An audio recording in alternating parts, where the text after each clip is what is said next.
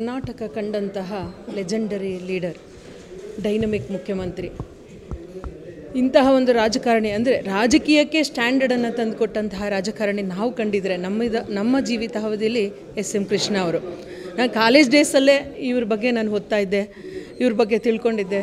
ನಾನು ಈ ವ್ಯಕ್ತಿನ ಒಂದು ಸಲ ಭೇಟಿ ಆಗಬೇಕು ಅಂತಲೂ ಭಾಳ ಕನಸ್ಕೊಂಡು ನನ್ನ ಕಾಲೇಜ್ ಡೇಸ್ ಅವ್ರು ಫೋನ್ ಮಾಡಿದರು. ಇವತ್ತು ಫೋಟೋ ನೋಡಿದಾಗ ನಿನ್ನ ಜೊತೆ ಫೋಟೋ ನೋಡಿದೆ, ನಿನ್ನ ಆಸೆ ನೆರವೇರಿದೆ ಅಂತ. ಇವತ್ತು ಬಹಳ ದುಃಖಕರವಾಗಿದ್ದಷ್ಟೇ.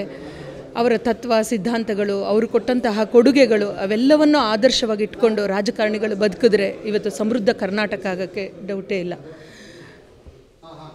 ಕಾಂಗ್ರೆಸ್ ಪಕ್ಷದಲ್ಲಿ ಅವರು ತಮ್ಮೆಲ್ಲ ಅಧಿಕಾರವನ್ನು ಅನುಭವಿಸಿ ಕೂಡ ಬಿ ಜೆ ಪಿಯ ಸಿದ್ಧಾಂತವನ್ನು ಒಪ್ಪಿ ಅವರು ಬಂದು ಬಿ ಜೆ ಪಿನಲ್ಲಿ ಕೊನೆಯಾಗಿ ನನ್ನ ರಾಜಕೀಯ ರೋಲ್ ಮಾಡಲಾಗಿ ಬಂದಿದ್ದಾರೆ.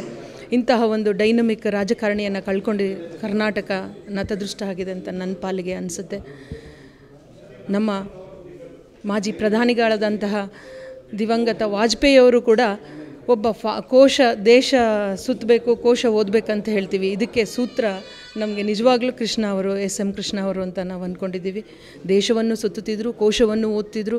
ರಾಜಕೀಯದಲ್ಲಿ, ಸಾಹಿತ್ಯದಲ್ಲಿ ಮತ್ತು ಕ್ರೀಡೆಯಲ್ಲಿ ಎಲ್ಲದರಲ್ಲೂ ಕೂಡ ಮೆಚ್ಚಿಸುವಂತಹ ಜಗತ್ ಪ್ರಸಿದ್ಧ ಮುಖ್ಯಮಂತ್ರಿಯಾಗಿ ಕೆಲಸ ಮಾಡಿದ್ದಾರೆ. ವಿದೇಶಾಂಗ ಸಚಿವರಾಗಿ ಕೆಲಸ ಮಾಡಿದ್ದಾರೆ.